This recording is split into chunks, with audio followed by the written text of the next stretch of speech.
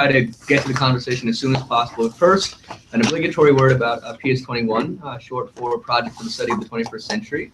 And it's a new think tank, and it was actually just officially incorporated simultaneously in DC and in London this January. So very new, but already very successful, very impactful. And the objective of PS21 is, this is just my shorthand version, I'm not doing justice to it, but it's trying to bring together from across the world some of the best and the brightest, as you see here this evening, to discuss big issues, big challenges in the 21st century. And so in addition to bringing together the best minds to discuss 21st century challenges and issues, to democratize the discourse, to get more people engaged in thinking about these issues and challenges. And it's had a really, really sterling track record so far. I encourage you all to visit the website. It's projects21.com. Yep. Is that so? Projects21.com. Please visit the website and learn more about PS21. And before I get into the biographies of our esteemed guests, Elise Warren is PS21 Chief of Staff. Anska, PS21. We have more. Carrie, and I'm sorry, Chris. My short. We have all of them involved with PS21, and they've been doing a fantastic job. So round of applause for them for putting the event together. So for those of you on the live stream, and actually for those of you here this evening, to follow along on Twitter, everyone has to follow along on Twitter. So the hashtag for this event is HillaryFP, and PS21's Twitter account, it's PS21_Central. So you can follow along on Twitter. Okay, so enough of that. Now I want to get to our guests this evening. So why don't I just start with you, and then we'll work our way around. So Leigh O'Neill is the Policy Director at the Truman National Security Project. She previously worked at the Senate Foreign Relations Committee. She was the Director of Government Relations at the Arab American Institute, and she was also a short-term observer on the Carter Center's election monitoring delegation that was sent to Lebanon to monitor their parliamentary elections in 2009. And that's just a sliver of Leigh's accomplishments, or otherwise we'd be here all evening. To my immediate right, Warren Strobel. He's currently a diplomatic correspondent at Reuters. He spent a decade reporting for Knight Ridder and McClatchy, and he is a 30-year veteran, actually 30-plus-year veteran, I should say, of journalism and foreign affairs and national security. And he advised me to let everyone know that he's speaking in his personal capacity and not on behalf of Reuters. And then next to Warren, we have Ari Ratner, who is currently a fellow at the New America Foundation, where he's working on a book on reforming bureaucracy based on his experiences of young people working in government during the years of President Obama. He's a founder and CEO at Inside Revolution, which is a boutique consultancy that helps leaders communicate with impact. He served in the Obama administration. He was a speechwriter for and a senior advisor to Robert Hormats, who is the Undersecretary of State for Economic Growth, Energy, and Environment. And he worked on both President Obama's campaign in 2010's presidential campaign in 2008. I encourage you, they're amazing, and I'm going to be actually learning a lot, learning as much, hopefully, as everyone here this evening. So with that, I'm going to go for maybe 45 minutes, just ask us, go through as many questions as we can, and then open it up to you. Does that sound good? Okay, so first question, and I want to throw it out to all three of you, but maybe, Ari, since you actually worked in the Obama administration and worked closely with Secretary Clinton, maybe you could begin, and then we could just go around. So we talk a lot about doctrine, so Bush doctrine, Reagan doctrine. I want to know, what would a Clinton doctrine look like? An interview that Secretary Clinton gave to Jeff Goldberg of the Atlantic last August. So this is a quote from her. She says, "Great nations need organizing principles, and don't do stupid stuff is not an organizing principle." Of course, don't do stupid stuff, that was, President Obama is alleged to have used a less polite version of that statement in explaining his approach, or at least part of his approach to foreign policy. Basically, don't do stupid stuff. And she said that's not an organizing principle. And she also said her organizing principle is, or would be, peace, progress, and prosperity. Quote, "If I can dream for Americans, then you can forget about any kind of continuing leadership in the world." And Ari, you obviously have firsthand exposure to Secretary Clinton. You saw some of her trademark initiatives when she was Secretary of State: women's empowerment, economic statecraft, internet freedom. So why don't we begin with you? So based on what you saw to be Secretary Clinton's signature initiatives when she was Secretary of State, based on the conversation she had with Jeff Goldberg, and just based on other experiences and insights, what do you think a Clinton doctrine might look like? Well, thank you for the easy question to begin with. Of course. We always start with the softballs first. Yeah, and I should be clear, I have no affiliation with the Clinton campaign now, though I'm a supporter. Look, I think what she said in that interview, which received a lot of controversy for some of its implicit and not so implicit criticism of President Obama, but about the American dream part, I think is very important. There's an artificial divide in many senses between what is foreign policy and what is domestic policy. We do this. Here at home, there's an old saying that the politics stops at the water's edge. That's certainly not true anymore. But this fundamental principle that you talked about, the sense that the American dream is under threat here at home, from rising inequality, from continuing aftermath of the economic crisis, from collapse in faith of institutions, which is something you see not only in this country, though you see it quite starkly in this country, you see it in many countries around that world. First foreign policy under her, and you saw this at the State Department, is if we don't get our own house in order, politically, economically, restore that sense of opportunity and progress. It's really the guiding principle of our nation since its inception. As a leader on the world stage, our moral, not just our moral, our economic, our financial, our military strength, which are ultimately dependent on that, are all at risk. Bill Clinton had this great line. I'm gonna mess it up, but our example, the power of our example is more powerful than the example of our power. Meaning, how we look to the world is much more important than whether we have one additional F-16 or even one additional naval carrier. So as an organizing principle, that's an unimplementable organizing principle. That's a visionary statement, but I think everything must flow through correcting the deficiencies we have here, and part of that is, of course, restoring a sense.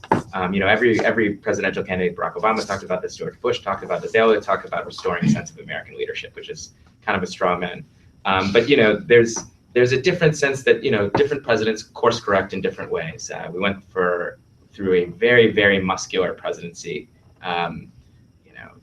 in President Bush, muscular. Beyond a fault, I would say, to extreme faults, I'd say. And the Obama administration has been faced with very, very difficult challenges, the economic crisis, a number of challenges abroad, and is largely, the don't do stupid shit, which is, you can criticize him for, was largely a very smart organizing principle under this. We haven't been bogged down in another major war. The economy is on the rebound. But there is a sense in it, I think it's a bipartisan sense, that we could be a bit more muscular and a bit more aggressive. And I think she'll course correct in that way. I mean, she's certainly not going anywhere near, the Bush doctrine, but I think she'll have, you saw it in this interview, even if she walks it back from this interview, which she has and will, she'll be, in many respects, well, she's just a tougher person, I think. I say that with pride, and no criticism of the president. I mean, Hillary Clinton is a tough, and that's a very commendable quality in a leader, and it's something that will serve America well on the global stage if she ends up being president. Leigh, what do you think? Just following. I mean, first, if you have just sort of any direct responses or comments on what Ari said, but also just back to the original question, if based on what you've seen in your insights, if you think that there are sort of discernible outlines of the Clinton doctrine, what might it look like operationally? Well, I agree with the basic framework what Ari just said, and I do agree with her statement that America needs an organizing principle, and I don't think we have one really right now, and I think that we can either lead towards one and try to shape what that looks like, especially in a post-Cold War context, or we can be one of the countries that is looking for that. And I think it is inherent in America's history, especially in the past 100 years. Next year is the 100th anniversary of World War I. That we are, it's just in our DNA, and to lead that and help shape it. And I think, speaking about what a foreign policy would look like in that context, it is sort of bucketed into three components. One is, what she would inherit, what she would need to respond to known, and then what she would want to carve out proactively and really work on or continue from her previous service.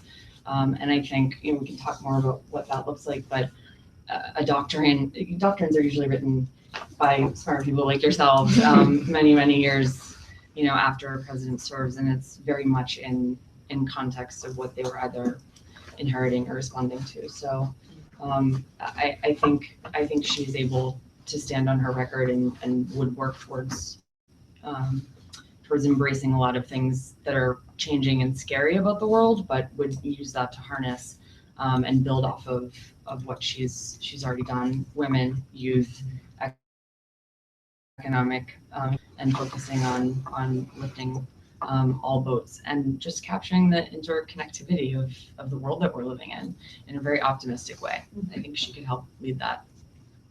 So just before getting to you, Warren, just two quick interventions responding to the points that you just made. One, on this point of kind of responding to sort of observing kind of the muscularity, relative muscularity of the Bush administration, and then kind of a reaction to that. There's a great book, and I'm forgetting the title of it, of course, but it's by Steven Sestanovich, and he talks about the record of post-war American foreign policy, and he sets up these paradigms that we alternate between what he calls maximalism and retrenchment. But the idea is that sometimes when we see opportunities, or if we discern a particularly serious threats, we tend to be much more assertive and ambitious on the world stage.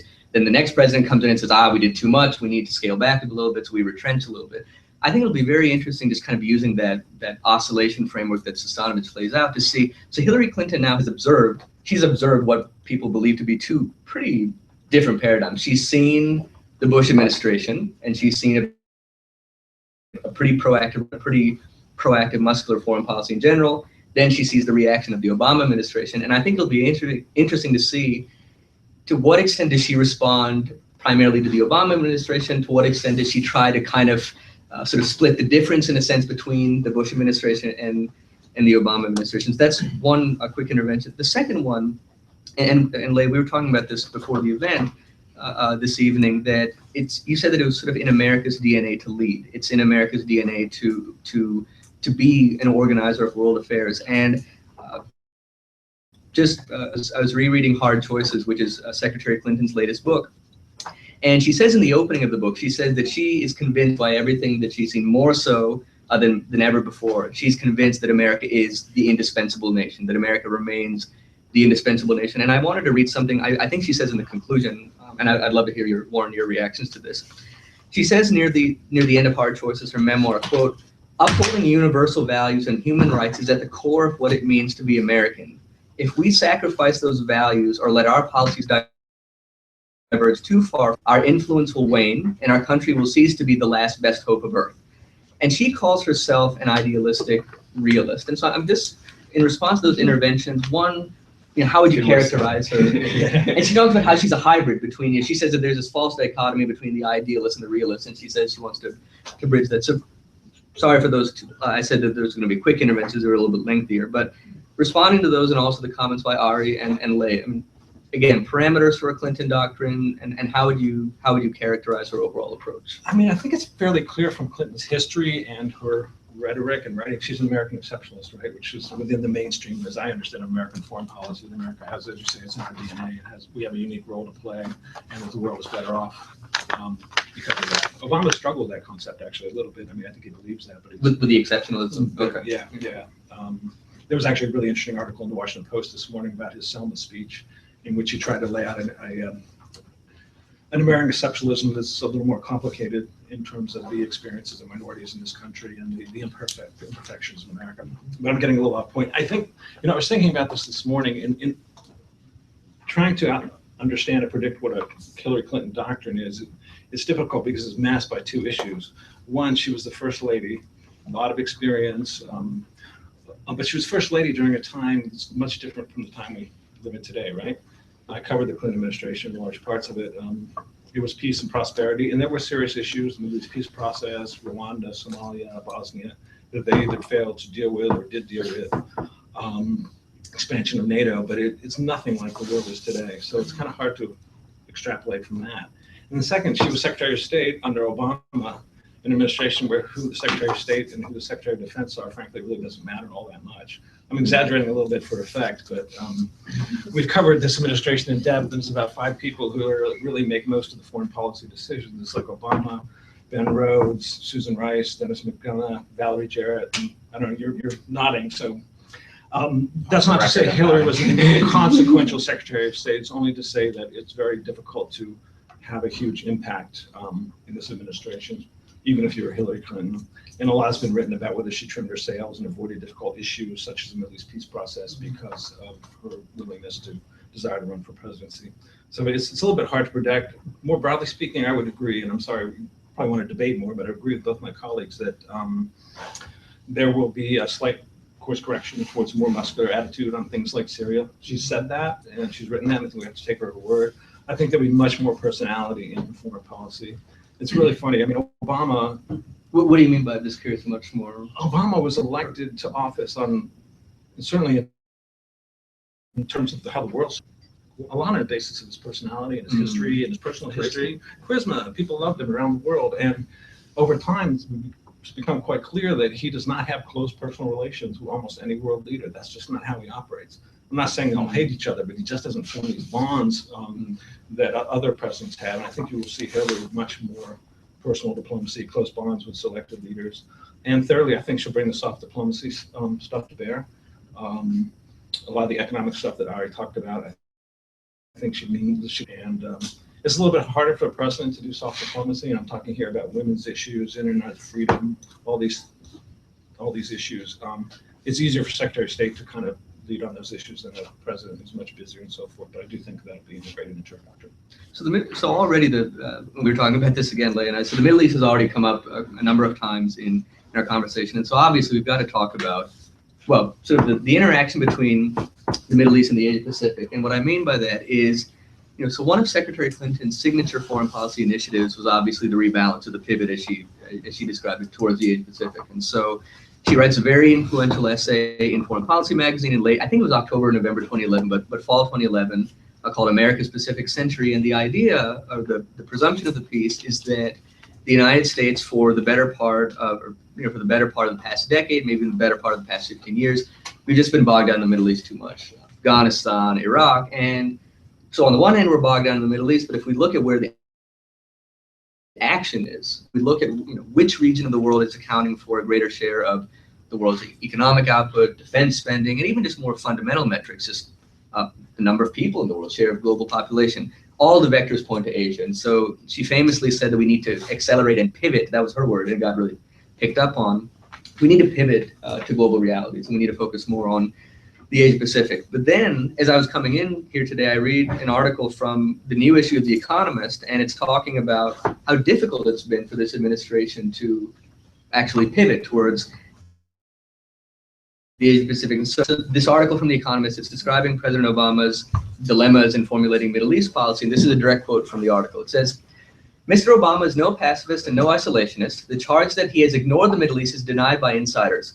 According to one White House veteran, quote, it never felt like we pivoted away from the Middle East." And this number jumped out at me. This is a direct quote. "About 80% of our main meetings at the National Security Council have focused on the Middle East." And so when Secretary Clinton, let's say she wins the White House next year, is she going to be able to sustain a pivot or rebalance away from the Middle East towards the Asia Pacific? I mean, you look at Libya, Yemen, Syria, Iraq, ISIS seems to continue its rampage unabated. So what would a more muscular posture towards developments in the Middle East look like, and will she be able to sustain what was one of her signature initiatives, trying to rebalance towards Asia Pacific? So, anybody, Leigh, do you want to? Well, I will say I want to go back a couple of steps to just respond to whether or not she had influence in this particular administration. It's kind of it's hard to take credit for things that didn't happen, right? So it's hard to take credit if you want to talk about rebalance, going to prevent the global economy from going off the precipice, which this administration was tasked with before they even walked into the door of the White House, or to wind down and transition from two wars. And the list goes on and on and on about what the inbox that this administration inherited. And I think she deserves a lot of credit for being able to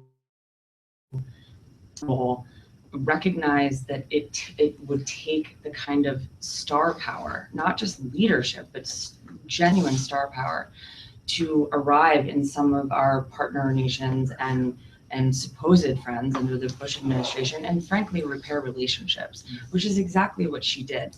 And as First Lady, as Senator, even during her time, working in the judicial branch, she has a Secretary of State. I mean, she walked into that role with the ability to pick up the phone and call anybody in the world and get them on the phone and show up and have a relationship probably established already. And she did it with the backing of a different president, one she ran against. And she did that. She clocked in, Ari can speak to this more, many, many hours doing that. And the reason I mention that is because it does show a bit of a recalibration. And I think she doesn't deserve enough credit for clocking in, again, those hours and putting in the time to do what was absolutely necessary to get us to a place where we weren't in real jeopardy of kind of overextending and losing a lot of our credibility, which is where we were in 2008, quite honestly, in 2009. As far as a recalibration or whatever, just to extend the theme there a bit, the operating mechanism framework that this administration inherited as well was a direct response to 9/11, and it was very, very focused on counterterrorism, and that is a prism through which we kind of are operating. Certainly, our media covers that, and that's kind of what we live in. Meanwhile, the rest of the world is happening as well, and whether or not the media covers it, it's still happening. And I'm sure a lot of you study the Middle East. I certainly did, but I'm sure a lot of you study energy. I'm sure a lot of you study the environment, and care about climate change, and care about your counterparts abroad and the effects of social media and all of these other really exciting things that are also happening at the same time. And I think that that's a much, much more complete sort of set of opportunities rather than just challenges that keep us stuck in a Middle East counterterrorism only framework. Because I really think that that's an imperfect and incomplete sort of operating strategy.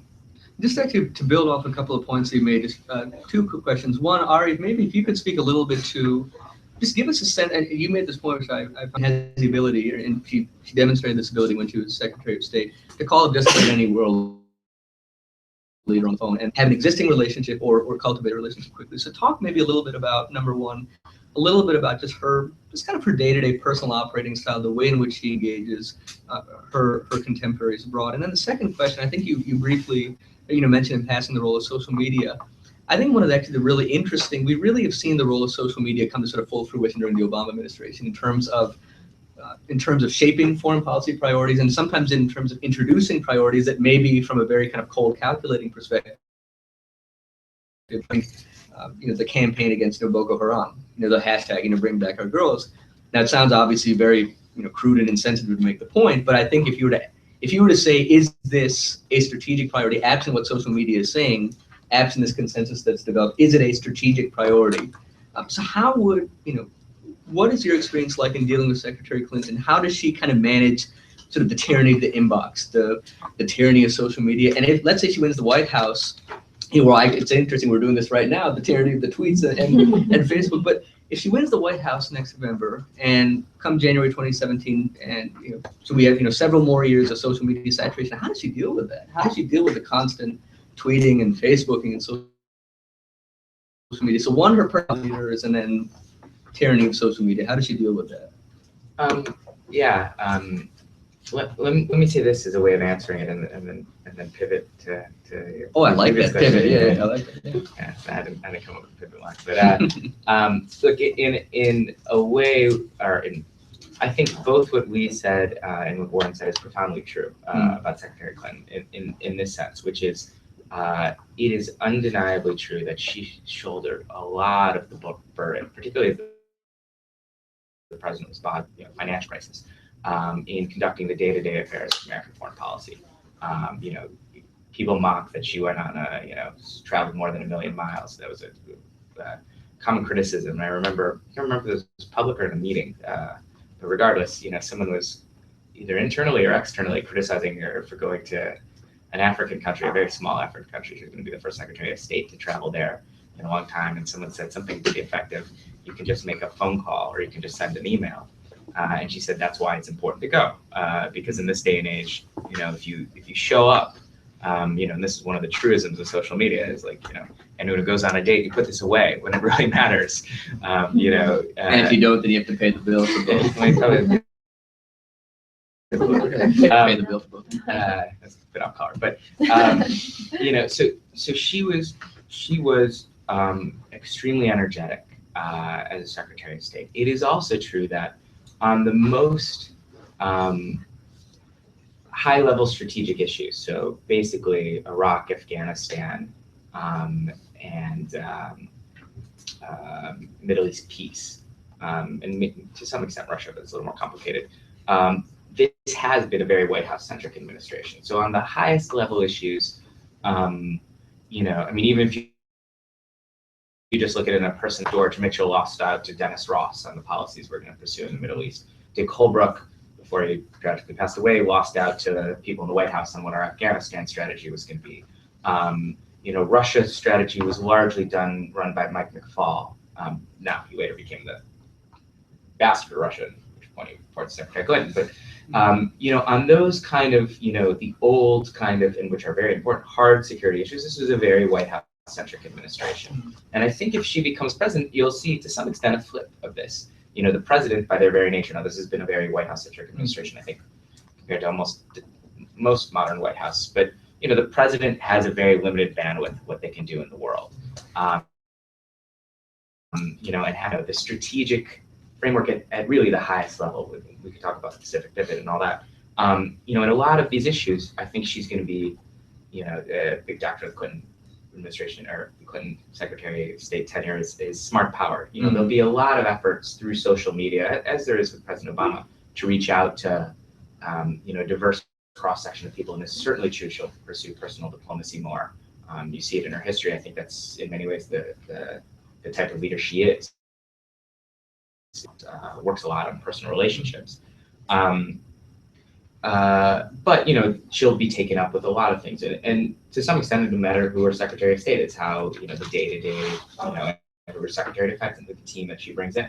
I think the reality is, from State Department, she had a really talented. And I'm speaking people way above my level. From Jake Sullivan, who's probably going to be her national security advisor if she's president. Start talking about who might be the Secretary of State, but there's a very deep bench of people who are very talented around her. And I think that's when you asked about what she was like on a day-to-day basis, she was very empowering of the people around her. She was, I remember being in her, well, I won't go to that, but come on, oh, that's what was that, come on. No, it wasn't, it's not even that good. Okay, fine. But she was, one really important aspect of leaders is to know how to delegate, and she knew how to delegate very well while still retaining the authority. And she knows very well how to use, or quite frankly, one of my big takeaways of government, for those of you who haven't served in government, is you're a lot less powerful than you think you are. The powerlessness of power is a very common takeaway from government. But she was very good at using power in whatever means. So whether that's, one thing she learned in her defeat from Barack Obama was the importance of social media. She took a lot of people from, we talked about Alec Ross before, or Katie Stanton, people from the Obama orbit came over to the State Department and really helped her be, I think, a cabinet secretary in terms of social media. That's probably ever, Gary's gone back a bit from that because that's not his personality.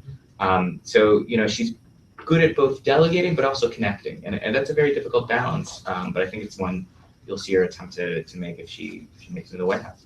Warren, I wanted to ask you, but so you've been covering the Clintons for for decades now, and you've had a very extensive career in journalism. I mean, if you look at, to the extent that you can kind of in your mind chart Secretary Clinton's evolution, I mean, looking at her time as Secretary of State, looking at her time as a senator, looking at her time as First Lady, and even dating back to her time at law school, but give us a sense of what are the formative influences on Secretary Clinton. These can be intellectual influences, personal influences, maybe pivotal. Again, I had to, now I'm going to also make a pivotal experiences, life experiences. But give us a sense of kind of the, if she wins the White House, she takes office January 2017. What is the kind of the intellectual milieu or sort of personal milieu? What are the experiences that have shaped her, how she understands the world and engages the world? That's a really good question. I think Ari and maybe Leigh could answer it as well as I can. Trying to think back, I think one of the early pivotal experiences for her was when she was First Lady, and she made a major trip to Beijing for the Women's World Conference on Women. That was, I think I was working for the right-wing Washington Times at the time, so it was certainly controversial there. Whether I think it was more broadly a little bit controversial. Her role as First Lady was she was a little bit more out there. And I mean by out there, I don't mean out there, but I mean forward-leaning than some First Ladies had been. So it was a little bit controversial. She carried herself off very well, and I think it reinforced what we've all been talking about in terms of her belief in soft power and connecting with people. That's one thing. We haven't talked about the Middle East peace process, but I don't know this, but I have for Secretary Clinton and for former President Bill Clinton, that's unfinished business. They came into office not really knowing much about foreign affairs, frankly. They made a few mistakes early on with Somalia. That was carried over from Bush 41. They made some mistakes dealing with other issues, but over time they grew and they put a huge effort into Israeli-Palestinian peace, which I don't think is always appreciated. The Wyne River Accords, and ultimately Camp David II, which got this close to a deal. Bill Clinton is quoted as saying that he loved Yitzhak Rabin like no other man, and of course Rabin was tragically assassinated. You have the handshake where I was president, I was white in the South Lawn between Rabin and Arafat. So this is a long lead up to saying I think that is formative for her, and that she would probably try to restart the Middle East peace process in a serious way. She obviously tried as secretary. We all know what all the issues are with that. I think those are the two things that stand out. Her breadth of travel and knowledge of both leaders and local leaders and people at the village level and NGOs is just, her network is amazing. And I do think, I was perhaps a little bit critical of Secretary Clinton's tenure in my earlier remarks, but in some ways, keying off what Ari said, I think she compares very favorably in some ways to John Kerry, in the sense that Kerry has a rap for not always connecting with his staff, not empowering his staff really well. And while she may not have been as effective as some of us would like as secretary, the people in the building loved her. And I think that will carry over in terms of her White House time. One last point, if I could, real quickly, about we started off this whole dialogue about the Middle East versus Asia, and the way I can best explain the problem for President Clinton is when I get into the office in the morning, I might have this great story idea that I want to work on. It's going to be a long-term thing, and someday down the line, it's going to deliver a great story. And then my editor comes in and says, "Oh, this happened. Flash news alert. I got to deal with that." And the thing I really want to work on is what Hillary would want to work on, which is pivot to Asia and working those relationships and the stuff that keeps flowing into the inboxes in the Middle East. And she's gonna, and I don't think, given what's going on in the Middle East today, she'll be able to ignore it entirely. Obviously, in favor of the pivot.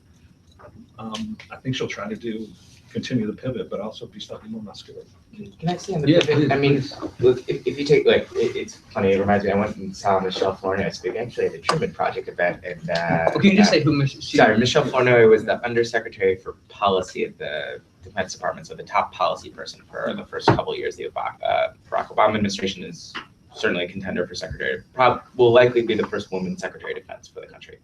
And she was on the short list, right, for second F, wasn't she? She was on the short list with Ash Carter. Ash Carter and Secretary Clinton are very close, so I imagine he would probably stay on for a bit, and then Michelle Flournoy, but who knows? If she were to win. This is going to be not that good of a joke, but she gave an entire speech on the Pacific pivot, and that she asked for questions, and I counted, she took 8 questions all in the Middle East. Which is the same thing. But if you take a step back and look at the world, the pivot was not just first of all, not just perceived and not just in reality a pivot from the Middle East to rebalance, and not called to Asia. It was also implicitly a pivot from the Atlantic to the Pacific. So there was a Europe component to this as well. And if you look at the world now, it's not just that the Middle East has collapsed or is in a crisis that is a series of crises all interlocked, has also dramatically changed. So if you look at the world now, if we're blunt about it, the Pacific rebalancing these are all very fancy or not so fancy ways of saying what is our strategy towards a growing China in Asia. So we had a strategy. The Pacific pivot is what's our strategy towards China, and then how do we look at all the states around China, from Vietnam to Indonesia to India, which is its own strategy and very important. But what do we do with China? It's basically the Pacific pivot. That's still, if you're talking long-term strategic issues for America, probably, and not just America, the globe, probably the biggest issue.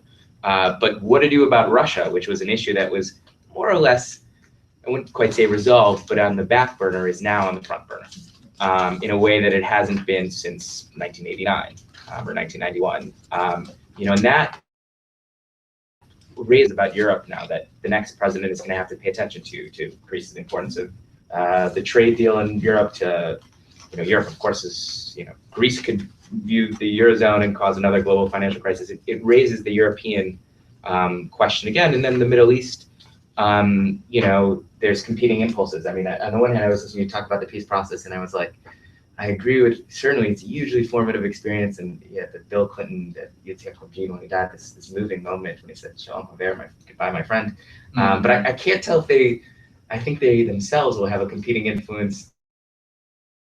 To both run towards and run away from. But I think the region as a whole, the reality is, on some level, we're less dependent on the Middle East than we ever have been. We have domestic oil production that's through the roof.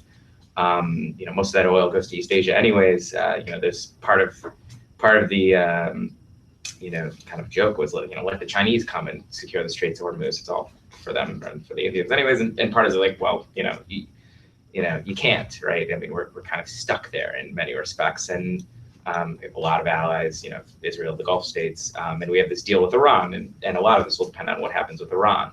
And then you have the rest of the world, right? There's Africa, there's Latin America, there's places that are often, we were talking about how Africa's been largely neglected in a lot of ways by the Obama administration, and it's one of the few areas of the world where I think you can give real credit to the Bush administration to paying a lot of attention to Africa. Not always in the best way, but in some respects. And that's 1 billion people live in Africa, or will live in Africa soon. That's a huge part of the world that the U.S. needs a better strategy on, and we'll have to see. Two quick interventions, and then one question, then I really want to open it up to questions from the audience. The first one, you mentioned Africa, and I think it's amazing how quickly realities in the world can change, and how quickly perceptions can change. So I don't know where, but I saw this juxtaposition of two covers on Africa that The Economist did. One was that, I think it might have been their Turn of the Millennium issue, or around there. And the cover was Africa, a failed continent. I think that was the title. Then 10 or 11 years later, they replicated that cover, but it was Africa, a hopeful continent.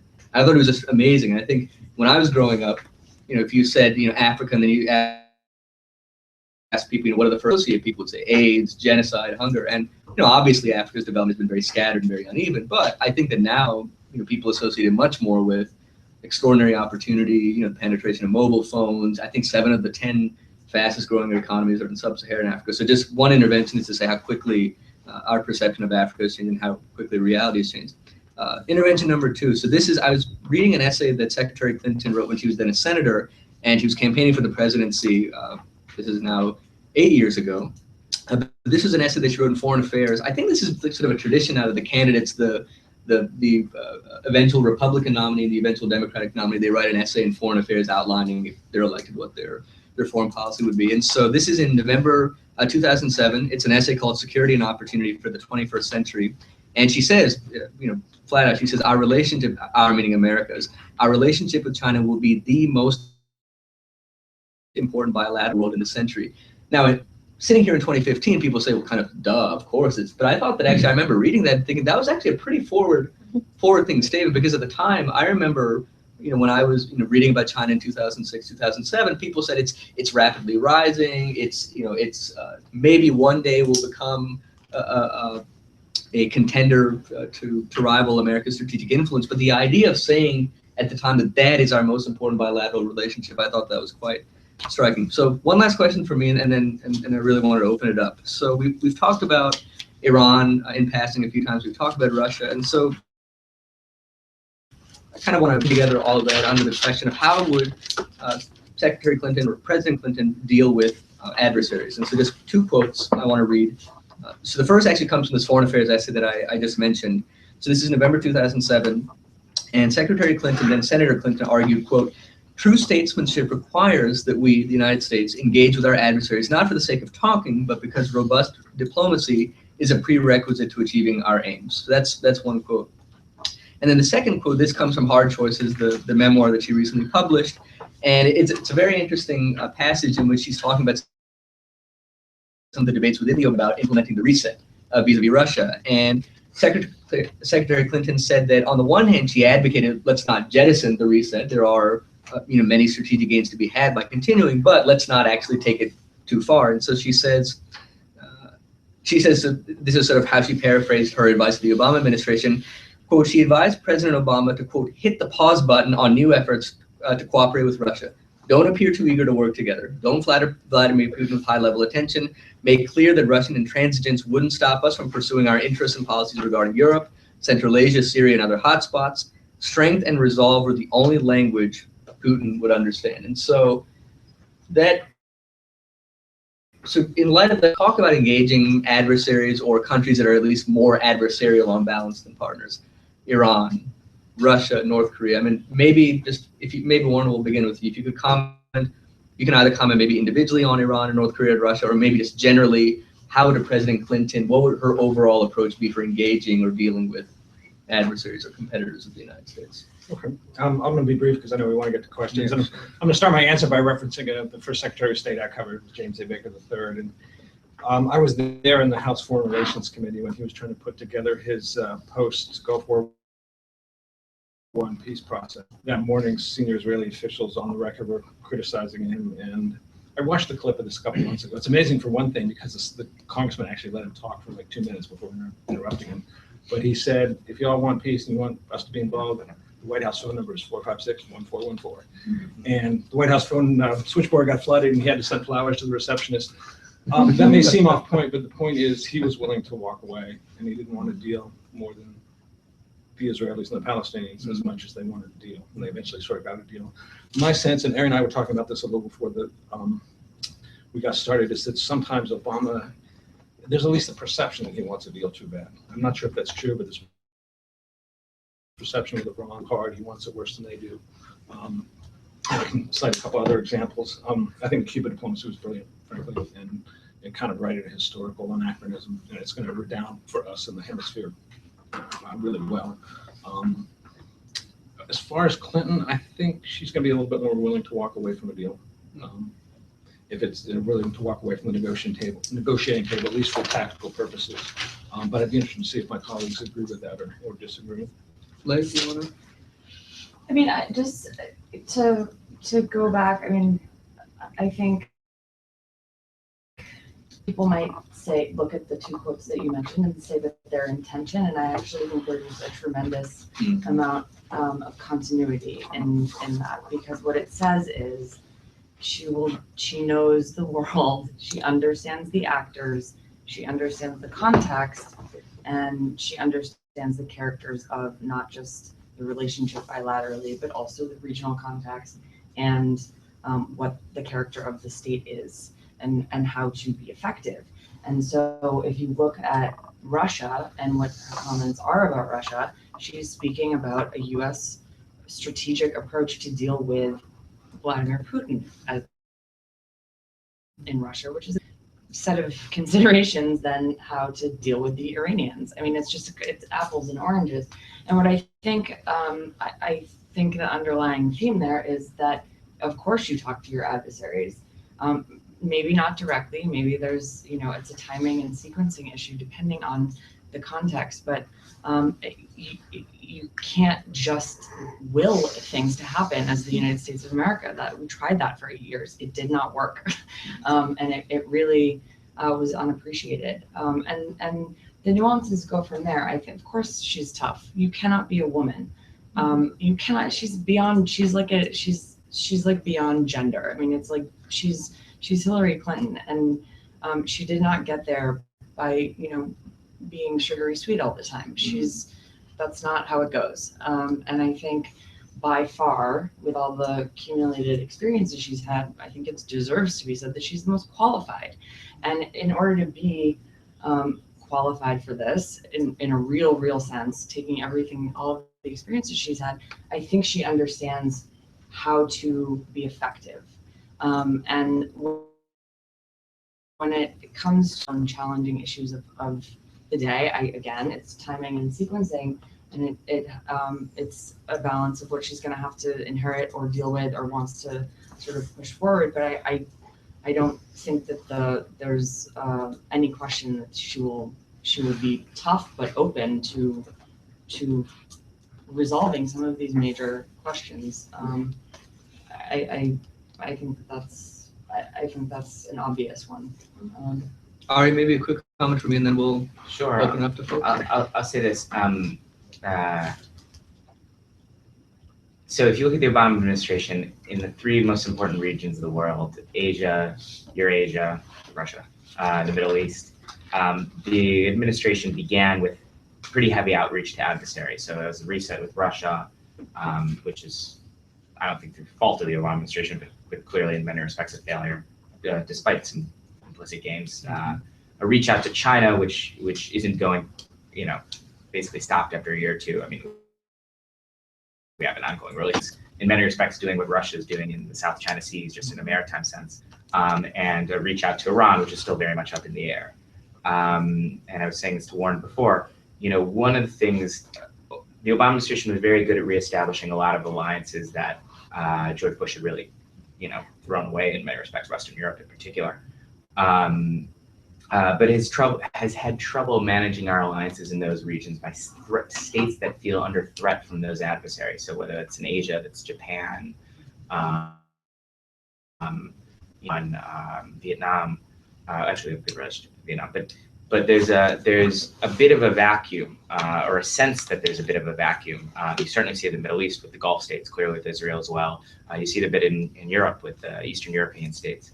And I think one of the difficult things she's going to have to balance is not only how to engage our adversaries, but how to engage our alliances, which, if you study international relations, is a really, really important question, not just, because, Japan matters to us, but a lot of wars get started through Wyne talked about, got started through, smaller states dragging in bigger states. So that's something she's going to have to really strike the right balance on, and is very, very difficult. And I think, I will say this, I agree with everything, Leigh and Warren said, and I think this is one area where her personal diplomacy skills will be really important and really well served, because I think you can simultaneously, by reaching out to our allies in a more effective way, you can create pressure on our adversaries. Even as we're, in all these states where the offshore balance or where the resident power, however you want to phrase it, in all these areas, but fundamentally only us can restructure, be the overarching, power that restructures the larger regional dynamic. And I'll just say this and close, which is, the other thing is, we can talk much strategy. It's just, there is some truth in the reality that the United States is in a weaker position than it was, certainly versus the last Clinton administration, by most metrics you can look at, and that's part of the reality. So I think we'll be tougher on adversaries in a lot of ways, including in public diplomacy. But the country as a whole is in a weaker position than we like to be in a lot of respects. Okay, so let's open it up, and then at least we have the room until 8:30. Okay, so great. So if you could identify yourself, your affiliation, and then say if you want a particular one of the 3 panelists to answer, or just if you're directing a question to everyone. So start with you. So this is for everyone. My name is Kristen Hi. Nyman. I'm a student. I'm a senior in college at Florida International University, and I'm here with the Washington Center. So my question is on Cuba. So Raul Castro has allegedly said that he would be willing to step down in 2018. Theoretically, Miguel Diaz-Canel, who's his first vice president now and has been a member of the Politburo of the Communist Party since 2003 or 2002, I think, is presumed to be his successor. Do you believe that a Clinton administration in her first 2 years, from 2016 to 2018, could influence Cuba by, lifting the embargo or engage power, like you were talking about before, enough to stop that kind of regime change and perhaps institute a more democratic change? Or do you think that it's inevitable that it's going to pass on to another member of the Communist Party in Cuba? Easy question. Sorry. Can we start it with easy questions? We're continuing to keep it in. It's good. I'm glad I'm not an expert. Glad I don't have to answer these. Yeah, I'm not an expert on Cuba. I'm not an expert on Cuba either. We did do takes a couple of months and do a special report on how the secret diplomacy behind the December 17th announcement. I don't think the U.S. influence over Cuba is that great that 2 years from now the U.S. would have a great say in who Cuba, the elite there determines will be its leader. I do think that Hillary Clinton would very much continue the Obama policy of opening up to Cuba, which he believes, a lot of people believe over time will lead to a more pluralistic society there. I very, very much think she will do that. And I think, even though the embargo is still in place, more and more over time, you'll see it implemented sort of in the breach. People will talk about the embargo, but it won't be implemented nearly as tightly. And the direction of the policy, American policy, is quite set. I'm not sure that helped answer the question. No, I would agree with everything. I mean, I would say, look, some of the embargo is congressionally mandated and some of it isn't. So Obama's going to make a big push in his last, whatever it is now, 18 months in office to reestablish an embassy and to move. He already has moved as far as he can go without congressional support, which is not going to happen anytime soon because we'll have a Republican Congress for quite a long time. But, I would just, I'm not an expert on Cuban politics, and I mean, who knows what will happen internally in Cuba, but it's largely up to, we're not going to dictate. We very well may take very strong stands, but we've tried to dictate for I don't know how many years now, 100 years to Cuban internal politics, and we haven't been very successful in the last 60, and the first 50 was a bit of a moral failing. So I think we'll probably. Back to this powerlessness of power. I mean, Cuba is one place where it's, look, I mean, I'm actually trying to go to Cuba later this year, but you look at 90 miles away from Cuba and how people live, and in Cuba, how people live, that's going to have the biggest effect in Cuba more than anything else. Depends on which direction you look. Dominican Republic is 90 miles away too. Sure, I meant 90 miles in our direction. I know you did, but Americans too often forget that we shouldn't be comparing Cuba to us. We should be comparing Cuba to its neighbors. And it looks pretty good when you look at it from that direction. Leigh, did you want to say anything on that? Nope. So that was actually a pretty smooth transition to my question. I'm Brendan, by the way. I'm a senior at the University of Iowa, and I'm also with the Washington Center. You guys talked a lot about kind of the relative muscularity of the Obama administration to the Bush administration to a supposed second Clinton administration. So I was just wondering to what degree this narrative of American exceptionalism by other countries, given that, like you just said, our past history of just trying to dictate a country's internal policies usually blows up in our face. So given that HRC's pretty strongly embraced this narrative of American exceptionalism, is there a risk of that kind of framework alienating or aggravating our adversaries as well as our allies? Leigh, do you want to? Oh, I was just going to say, because we had kind of broached this before. Do you want to maybe? I mean, I think it's so terminology here I think is important, and I think that there's a difference between American exceptionalism and the narrative of American greatness, or an indispensable nation. And they have different meanings in a kind of wonky context, and I think we kind of use them interchangeably. American exceptionalism is deeply ingrained in very Christian value sets that our country was founded on. I mean, there really is a city on the hill. I mean, all of these sort of there is a very sort of religious connotation to that I think the Republican Party has latched onto and uses and kind of connects to a narrative of the founding fathers and Tea Party principles and freedom and democracy and it's that's a while I believe that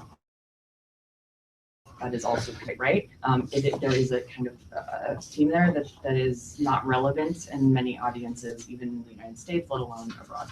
I think a narrative of American greatness that is much more rooted in the character we have inherent in our pluralism, in the way that people can come to America as from wherever in the world, and they can give me, you're poor, you're tired, you're huddled masses teeming, and you can come here, make a life here, your children will do better here.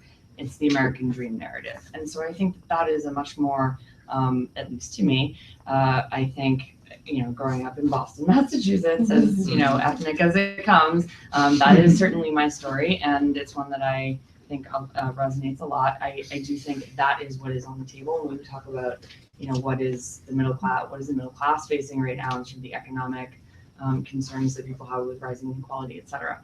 I think that is a much more empathic approach to engaging foreign publics personally. And I think based on what we can export with a lot of credibility is the success of our pluralism. And I think that what unites us in our values and in practicality gives us a lot of credibility. Whereas American exceptionalism and what that is rooted in is actually quite off-putting. And it goes to that sort of the power of our example versus the example of our power that Ari you brought up. Can I just add this, because I agree with everything we said, and the city on the hill and the religious tradition, which is Jewish tradition too, actually. But look, this is much more of a debate internal in American politics, and it's much more, to be honest, a fake debate than anything else. This is not the debate that people who are going to be, whether it's a Democratic or Republican administration, aside from a few ideologues, are going to have about are we exceptional or not. This is a vote tactic that's not really real, and to some degree related, I think, personally to the particulars of the president, whether it's his race or his the fact that he grew up for 4 years in Indonesia, or his father, But look, there's a big tension in American history, and I think Hillary Clinton will have to play this out, between this notion of American exceptionalism and also the other fact is our values are universal. We hold these truths to be self-evident that all men, we didn't live up to it for a while, but that's not just an American value, that's a universal value. That's the value of the Enlightenment, that's the value of the French Revolution. Had some troubles there. There's a number of countries around the world that share that value. So while this debate about American exceptionalism, which will, kind of rage on in America to some extent, the interesting things about the debate are what are the tactics employed to realize our universal values, which you had earlier, Clinton quote talking about that, and there's a fair debate on that side too. I mean, Europe has many of the same values and pursues foreign policy in many respects in a different way, for good and for bad, and that's a much more nuanced way of doing it. But a lot of that is just frankly domestic chatter. I mean, important, but won't affect the actual policy. Warren, did you have anything that you wanted to? No, let's go to the. Yeah, okay.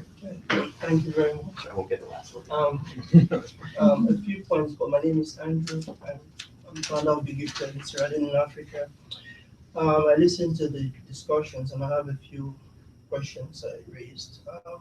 The first is based on the psychological side. We know that dotted here in different parts of the world, we found female heads of states who have thrived. But my take is whether America is really prepared psychologically for the first female figure in the White House. Also, secondly, Bill Clinton association with Hillary to make a marker campaign, whether to make a marker. And lastly is the fact that from a political standpoint, who do you think will be the greatest contender from both, the Republicans and you might predict from both the Republicans or the Democrats against Hillary Clinton? Well, you've been covering. Why don't we start with you? These are all really good questions. I'll try and answer them, at least a few of them, really quickly. In terms of who's going to be the contender on the Republican side, we don't know. Look, we have this really unusual situation where there's like 16 or 18 or 22, I've forgotten. I was reading today that Fox and CNN are going to limit the Republican debates to 10 candidates each, and there's like this Game of Thrones thing where like the candidates are all trying to make sure they're like at 5%. Name recognition. It's Fox and CNN are saying. Oh, Well, oh. CNN's got like 20 pundits on its election night, so Yeah. let's just go to a different day. I think you have to think Jeb Bush is a very strong contender despite his last name. That's one thing. The point about is America psychologically ready for a female commander-in-chief president occupying the Oval Office is an interesting question. I hope the answer is yes. I mean, we found out we're ready for an African-American guy named Barack Hussein Obama. And I've been surprised over the last 7 years, frankly, that there's some pockets in this country that still don't accept him. But by and large, the social turmoil involved in electing a black man to be president of the United States has been pretty limited. Right, when you look at it. So I have a different question, which is how's the world going to react? And this is going to sound sexist. It's not meant to at all, but there's a lot of cultures around the world, including Putin's culture, many others can name, who see females as weaker. And I'm a realist. I believe that international relations is pretty much a zero-sum power struggle, and will Hillary be challenged as president early on by somebody? Leigh, Well, I was going to say, since we're talking That's kind of about, provocative, but can I just piggyback real quick on that, which is look, first of all, I hope the country's ready. Certainly the country should be ready. If we aren't, shame on us. But this question of, will she be challenged because she's a woman? It's an interesting academic question, but she's also Hillary Clinton. Like, if I'm Vladimir Putin, I'm way more scared of Hillary Clinton than I am of Marco Rubio, right? I'd be shaking my boots, and same with Alice. She has a lot more credibility, a lot more force, a lot tougher, and knows what the hell she's doing a lot more than, Jeb Bush might, who knows, but, and she talked in Hard Choices. It's amazing. She talks about actually her, and she describes very vividly some of her encounters with Putin and the way in which Putin would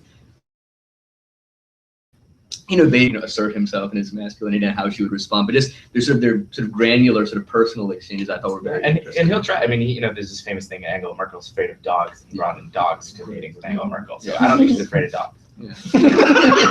That's the takeaway. I was just throwing it out. No, this is a great question.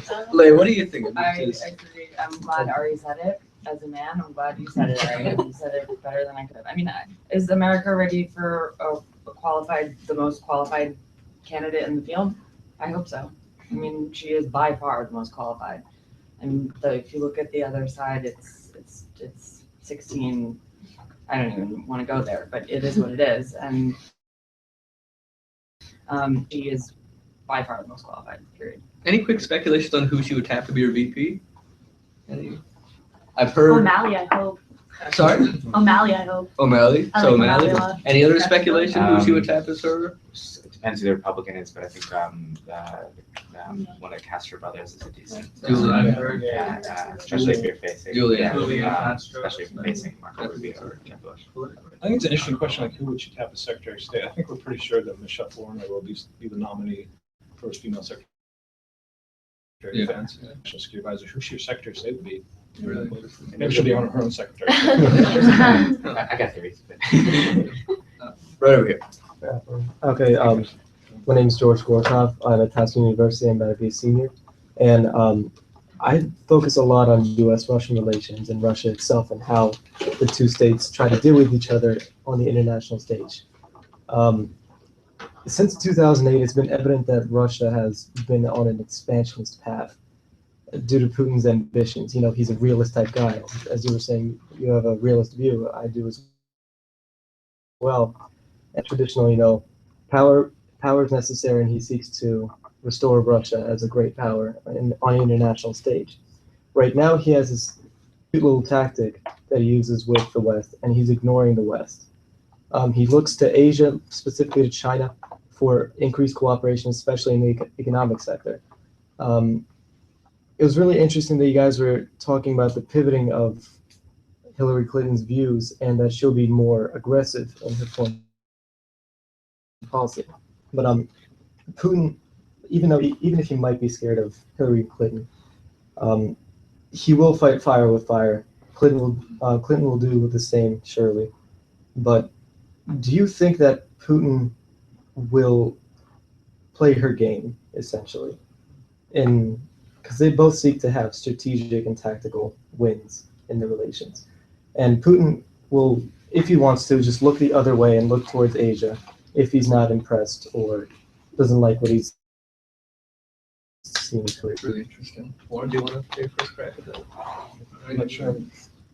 I mean, I think if Putin, looks towards China, he's gonna find an adversary that is quite difficult to deal with. I mean, you must correct me if I'm wrong, though. I mean, I'm just still working on No, this. no, Maybe it's I think that I think you're right. I think Putin, I am recently sort of focused on Russia stuff, and I'm new to it a little bit, but thing is that he is kind of a combination of the old KGB style, obsessed with the United States, just like wildly obsessed in a way that we are just not.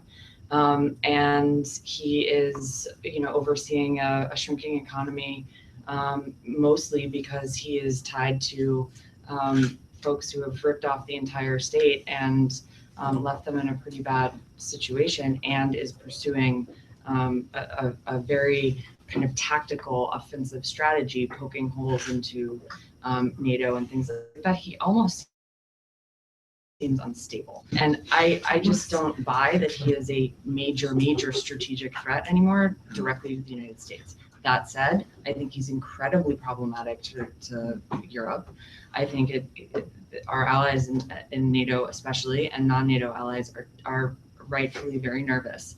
And I think, speaking about Hillary Clinton's approach, it would be to absolutely bolster the U.S., the transatlantic partnership, and make sure that is very strong and strengthened, and signaling not just in a public diplomacy way, but in real terms that is that alliance is alive and well. And I think it would take constant maintenance, but I think she would be happy to meet fire with fire. And I just, I don't know how realist he actually is. I think he's a little, I think he's flailing a little bit, actually. Yeah, I mean, look, I'm not an expert in Russia, and it's, there's a lot of criminology involved and all that, but, he's also dependent on the price of oil, which is in the tank. And look, I mean, this isn't the Soviet Union now. It's the Soviet Union in one respect, which is they have the Soviet Union's nuclear arsenal. And for that, they are very, very dangerous, because you end up in a war, and that's a very bad war. That's like a Terminator kind of war. But, if you really look at what he's doing, I mean, first of all, I think it's egregious, and it's a violation of international law, and it's, he shut down a civilian airline. He's done a lot of horrible things, but essentially all he's achieved for his horrible things, which I think, by the way, we should get back, and eventually we'll get back, is a sliver of Georgia, 2 slivers of Georgia, and 2 parts of 2 small provinces of eastern Ukraine, which are largely Russian speaking anyways, and he's, got the Baltic countries freaked out and Poland freaked out, which I don't mean to downplay, but this is not the Soviet Union. He's, doing a lot of dangerous stuff, but it's what you said, flailing more than anything, I think. And a defense budget based on $100 barrel oil. Yeah, everything based on it. But just two quick points, because I've also just sort of been like all of you, been watching Putin's foreign policy unfolding, and 2 points that I find quite compelling. One is that I absolutely agree. I agree with you 100%, and I think that I wish more people would make this distinction between strategy and tactics. I think he's but the idea that he's a grandmaster. I mean, there were these depictions when he initially hived off Crimea that Putin is this world class grandmaster. But I think if you look at Putin would often say his goal is to establish Russia as a dynamic, really robustly economically performing bridge between Western Europe and the Asia Pacific. And he said we need to revitalize the Russian economy. We need to boost Russia's relationship with Western Europe and with China. I think that if you look at the consequences of his actions, it's not only that already Russia's demographic prospects are bad. The price of oil, as you said, is in the tank, more isolated from Western Europe. And I think vis-a-vis China, there's been much ado about this, vaunted Sino-Russian authoritarian axis, but I actually think that it's a very asymmetric relationship. I think that Russia depends far more on China than the other way around. I think if I'm Russia and I need to certify my great power credentials, I say, China, please, we need this access, please. I think that China looks at Russia and says, well, we like the fact that Russia can supply us vital commodities, but there's that big 30-year, $400 billion gas deal that went through. After it was signed, China was able to extract much better bargaining terms from Russia because it knows that Russia is relatively in a much weaker position. And so I think that and if you look at sort of the gap in their trajectories, I think that the Chinese economy is over, I think 4 or 5 times as large as the Russian economy. That gap is going to increase. So I think that actually Russia is much more kind of a junior partner, maybe even an adjunct or a supplicant at some point to China. So just 2 quick points on that. I absolutely agree with that, by the way. And there's also sort of economic energy thing here, which is that if you're Russia, would you rather be negotiating one energy, natural gas deal with China, powerful, growing China, or would you rather be negotiating 12 with different states in Europe and Eastern Europe that are arguing among themselves? And Eastern Europe and Europe are slowly, with U.S. assistance, winning themselves away from Russian energy, and they're going to be left with one customer. Not just one customer, the primary one customer, that, as you say, is the senior partner, would be the senior partner in the relationship. Other questions from? Yeah. Okay, so I just spent the last 2 weeks traveling around China. Oh, where were you in China? I'm just curious. Beijing and Chongqing and Chengdu and Shanghai. Very cool. And I experienced the pollution and the people walking around in masks and everything. And I know that Obama made a deal with China to decrease pollution recently, but it was kind of controversial because it wasn't as much as we'd like. And he said in his State of the Union address that global warming is the most serious issue that we have right now. And so I was wondering what is she going to do about global warming? I mean, I think it's a huge issue for her and for anybody who would become president. And the same with China. I mean, those 2 things. It's interesting you mentioned both in the same sentence. Every president since at least Bill Clinton and probably before has had to deal with China a little bit more than the last president. And if there's one kind of relationship that I think that would define Hillary Clinton's presidency in terms of bilateral relationship, it's going to be what she wrote back in 2006, 2007, it's China, right? And from the energy perspective, from the South China Sea perspective, from the U.S. role in the Asia Pacific, to the world economy, to climate change. I mean, I just think it's going to, I would say, it's hard to predict, but China and Iran will probably be the 2 most consequential countries she's going to have to deal with. And China, far and away, number 1. I think climate change has been a huge issue. She helped introduce it into the national debate as far as a foreign policy issue, and Kerry is kind of, in a very strong way, Kerry's picked up on that as well. Yeah, believes that as well. So yeah, I just think it's huge.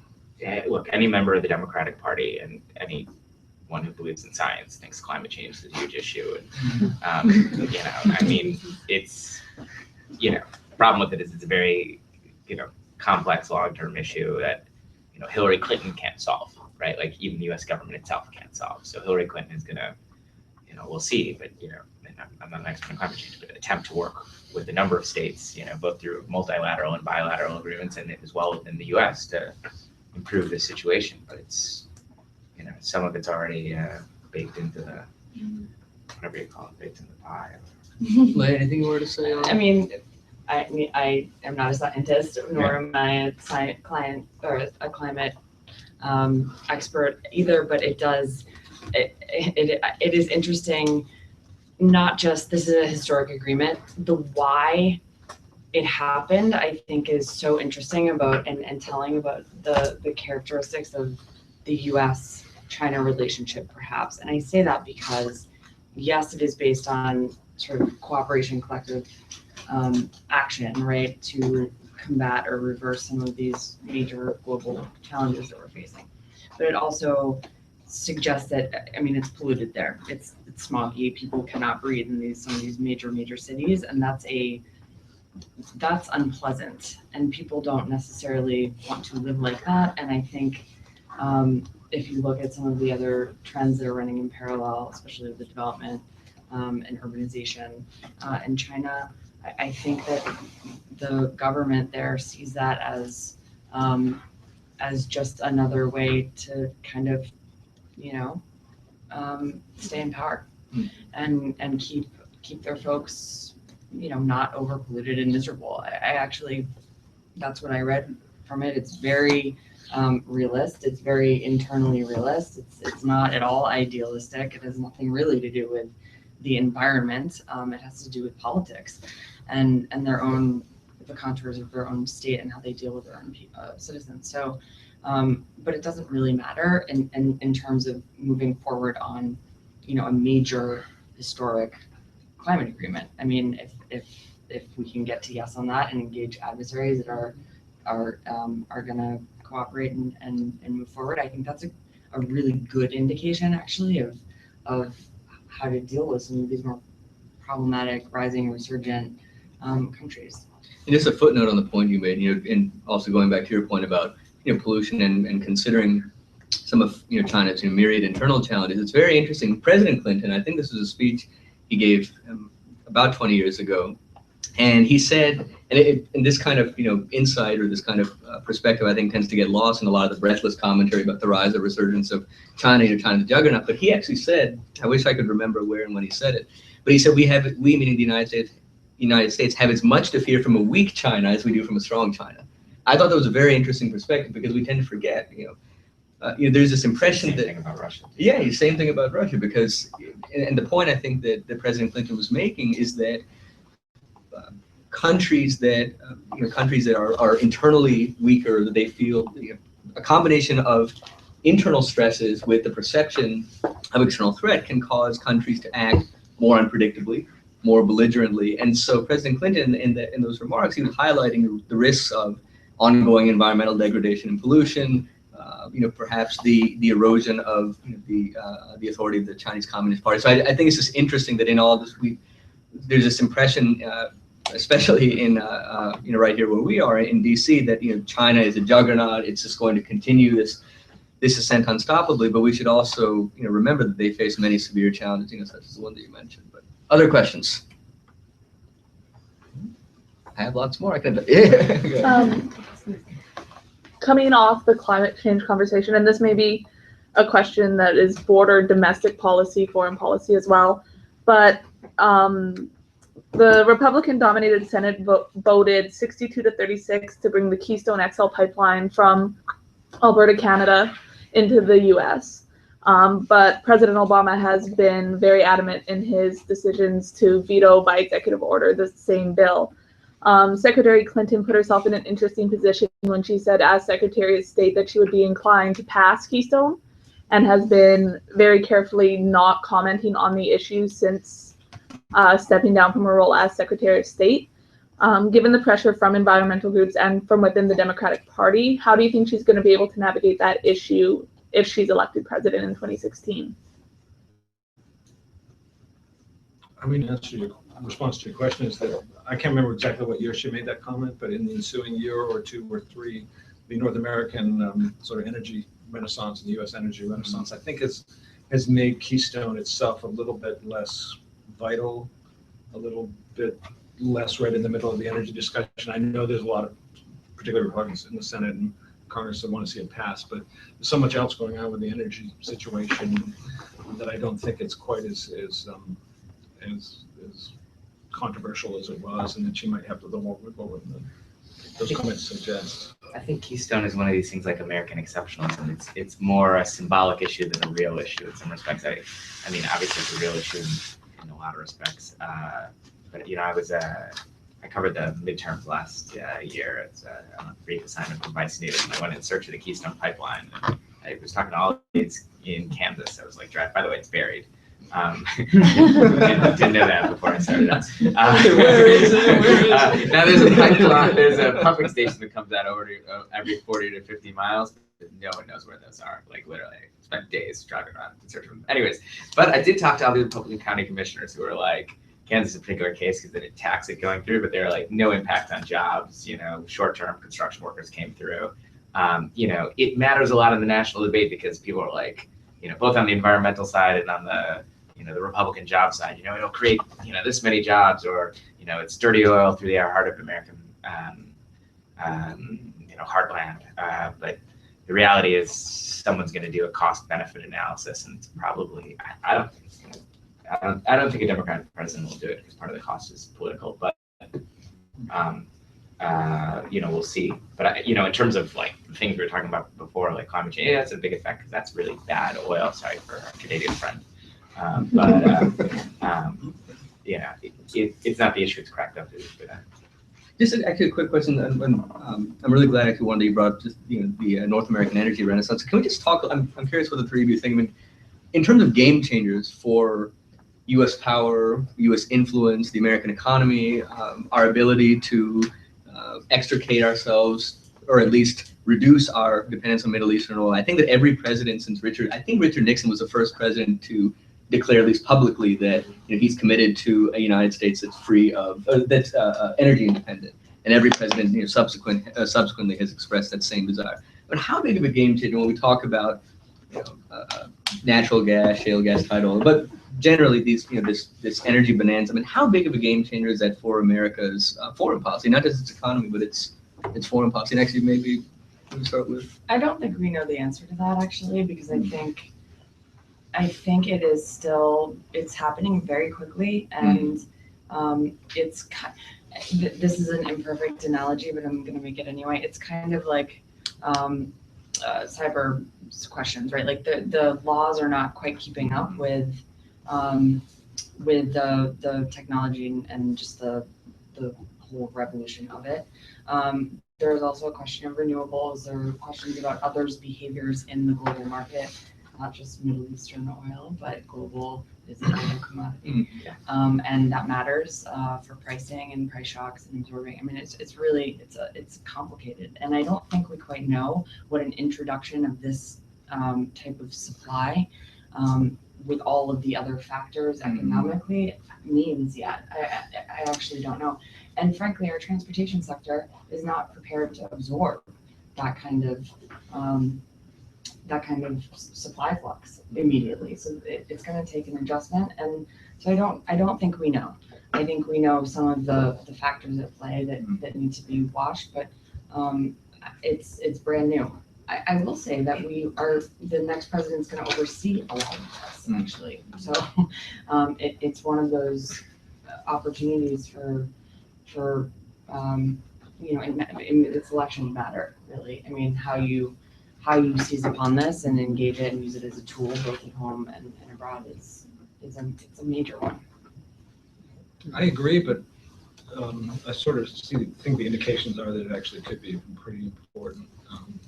It's, as you say, it's unsettled, but let me just give a few examples. One, cheaper natural gas in this country. Natural gas in this country is like, I'm going to make this up, 10 times cheaper than it's in Japan.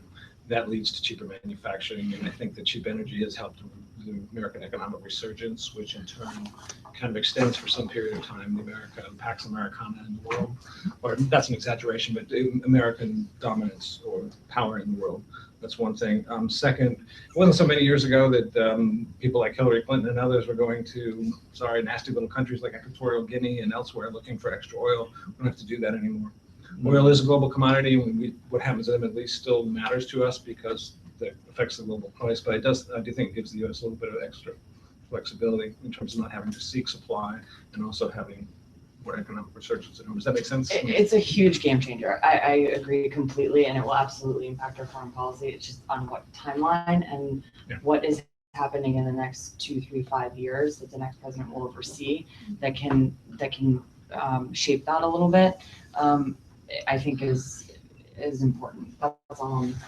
I would just add, I agree with everything you said, and I think it's a game changer, but I think it's kind of like a game changer. It's like the rebirth of something from the past. Like if the best thing that happens to American foreign policy over the next 10 years is our domestic gas production, forget us as a power over the long term, because that's just, relying on dead dinosaurs in the ground still.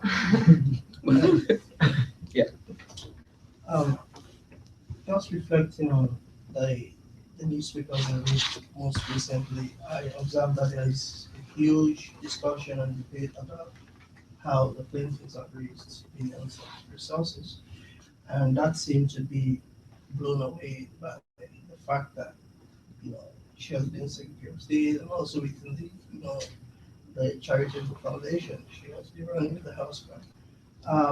how do you think is she going to play that slate in terms of the extent of who and cry people are making currently?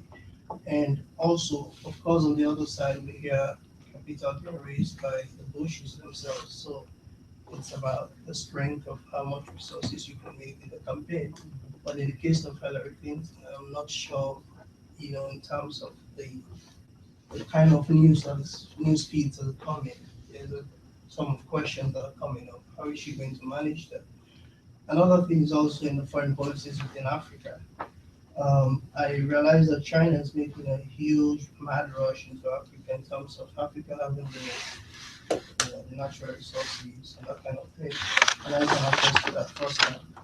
But in essence, I realized that, America, President Obama was pushing for a more practical and consistent goal in terms of relationship with Africa. Will that change within the let's say, executive state comes into office, especially judging from her experiences in the foundation, but going back and forth in Africa, how this experience will help in giving her more, opportunities to explore Africa's potentials for, collaboration or development. Ari, do you want to take maybe just the first question about, and maybe Warren, I'm just curious what you're hearing from other journalists who are reporting this, but how much of a, do you think that that's going to be a sideshow? Do you think that the concerns about the foundation are going to grow? What's your, based on your time in the administration, what's your kind of speculation? So first thing I say is I never dealt with the foundation when I was in the administration. But look, there was a time a couple of years ago when I remember all sorts of front page stories about how the Clinton Foundation was revamping charity giving and bringing public-private partnerships and bringing a new sense of dynamism, much like the Gates Foundation and other foundations, to international charity work. And all that is true still. There is also, and I think, I'll speak for myself, to some degree understandable concern about perceived conflicts of interest or even potential conflicts of interest, and reporters are right to look into this. This is a very important office. She's held very important office. Her husband, obviously, held the highest office in the land. And I think, there's a long time from now till the election, and there's going to be a lot of time to look over their records, and their records are vast, both of them. And there's lots of things you can, it's kind of like the Bible. I can, cherry pick from the Bible, like the best and end up with the best thing ever. I can, find the worst thing ever. And look, the Clintons have done on the aggregate, the net, the Clintons through the foundation have done tremendous work. Could I probably, really tremendous work that lots of people, not just in Africa, but all around the world, have been positively affected by. Like any charity, there's been all sorts of costs in that, including fundraising costs. And I'm not a charitable expert, but there's going to be lots of things you can find in the record. I'm sure that, in hindsight or in the light of day, won't necessarily look like the wisest decisions in retrospect, but some of that is the cost of doing business. Ultimately, from an electoral standpoint, I don't think Americans, one way or the other, Americans are going to vote on much more. Issues central to their lives, rather than the foundations. And this is largely, no offense to journalists, because I used to be a journalist and I respect journalists. This is largely an inside Beltway story, I think. And to the extent it isn't, it's a question of whether you trust the Clintons, and those are questions that people have already decided for themselves.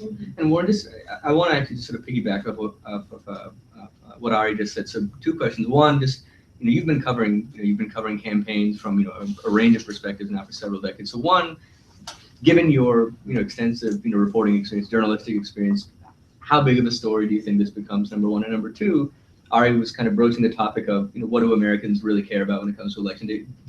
Give us a sense of, if the election were being held today, what do you think would be maybe the top 3 issues that would be foremost on American voters' minds?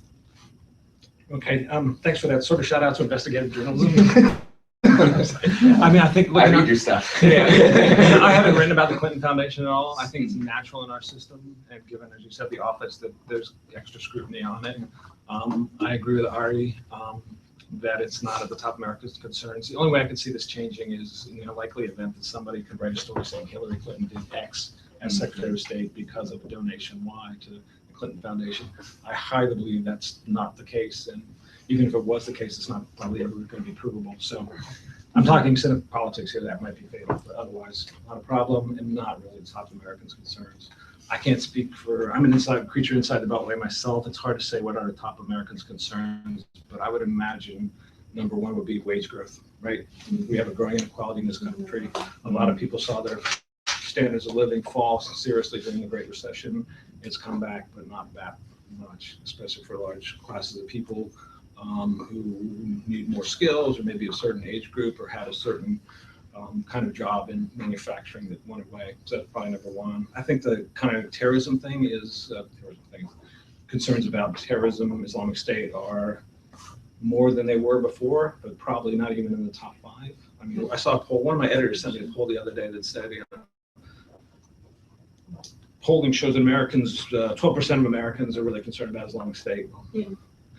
You know, that's nothing compared to what it was right after 9/11. So it's more than it was, but not huge. I think the environment's a growing concern. I don't know.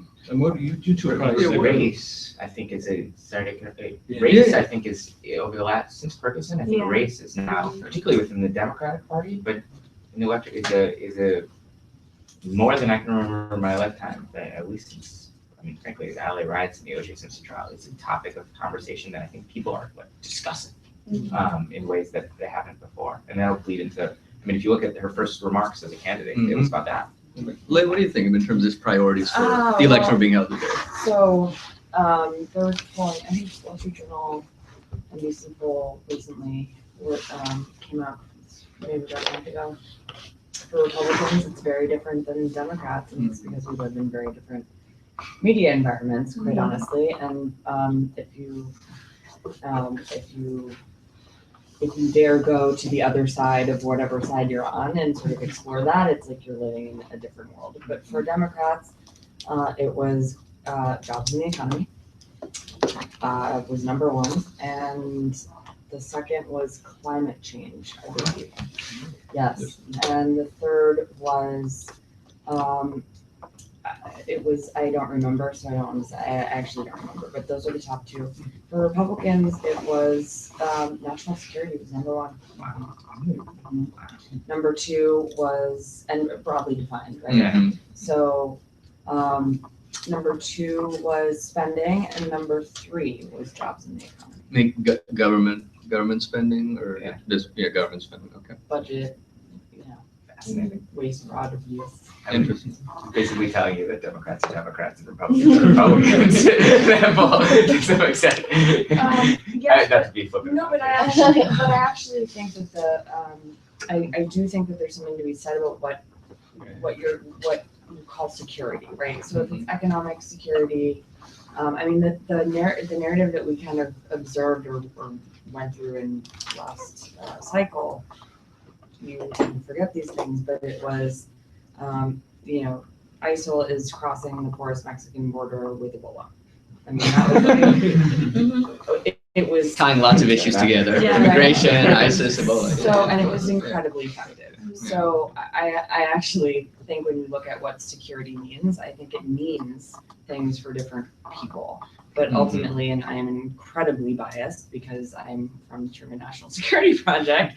Could you say just a word for folks who don't know just what the project is, what they do with their goals? Sure. I mean, and inherently, we are an organization that recruits, trains, and positions next generation foreign policy and national security leaders, and we define that broadly based on 4D approach, if you will, which is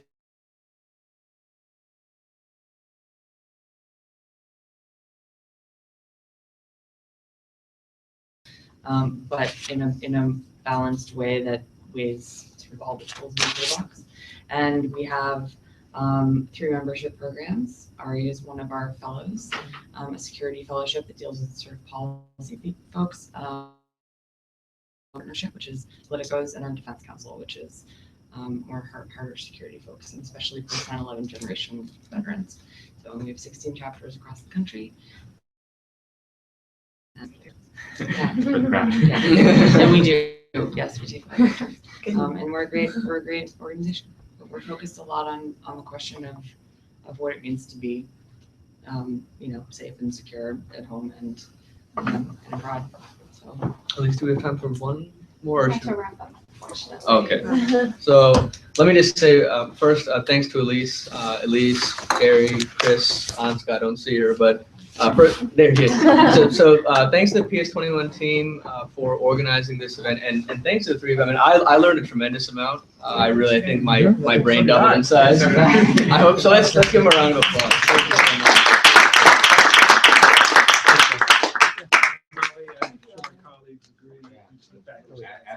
Oh, I learned a lot. No, it's a pleasure. I read, stalked you long yesterday. I read all of your.